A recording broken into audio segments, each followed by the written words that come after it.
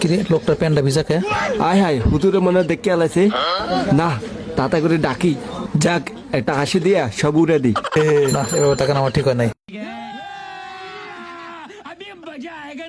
ভাই এ ফোনের গ্যালাস হইব? দেখি, হ্যাঁ হবে। ভাই কত ভরবো? 100 টাকা পড়বো ভাইয়া। আচ্ছা আপনি লাগান, আমি একটু হিসাব করে আসি। আচ্ছা ঠিক আছে। ঠিক আছে আমি আসি।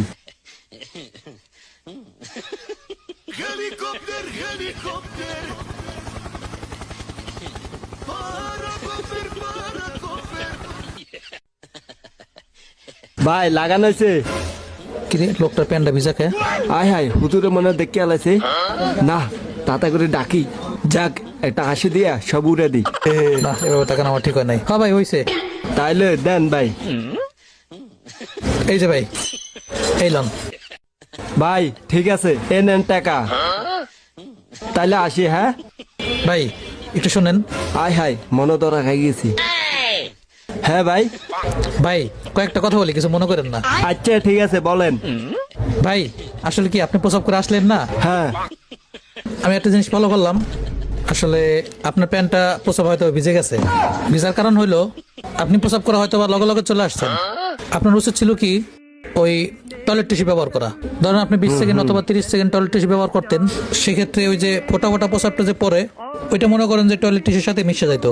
ঠিক আছে, এরপরে যদি আপনি পানি ব্যবহার করতেন তো সেই ক্ষেত্রে মনে করেন যে আপনার প্যান্টটা অপবিত্র হইতো না। এখন মনে করেন যে আপনার প্যান্টটা অপবিত্র হয়ে গেছে। হ্যাঁ ভাই আপনার কথা ঠিক আছে। এখন বাসা গিয়ে প্যান্টটা পবিত্র করে তারপরে মনে করেন যে আপনার নামাজ পড়তে হবে। ঠিক আছে, অন্যথায় আপনার নামাজ হবে না। আসলে নিয়মটা কি, কি নিয়ম? যখন আপনি প্রস্রাব করবেন না তখন আপনি টিস্যু আছে না, টয়লেট টিস্যু, হ্যাঁ ওই টিস্যু গুলো ব্যবহার করবেন। মাটি বা ইটও ব্যবহার করতে আচ্ছা। পারেন। এরপরে মনে করেন যে যখন প্রস্রাবটা পড়া বন্ধ হবে তারপরে পানি ব্যবহার করবেন, তাহলে মনে করেন যে আপনার প্যান্টটা পবিত্র থাকবে। ভাই আপনাকে ধন্যবাদ। আপনাকেও ধন্যবাদ। আসসালামু আলাইকুম। ওয়ালাইকুম সালাম। আসি ভাই। ঠিক আছে ভাই। না লোকটা আমারে ভালো বুদ্ধি দিল। প্রস্রাবের পরে ঢিলা বা কুলুপ ব্যবহার করা সুন্নত, তাই প্রত্যেকের উচিত প্রস্রাবের পরে ঢিলা বা কুলুপ ব্যবহার করা।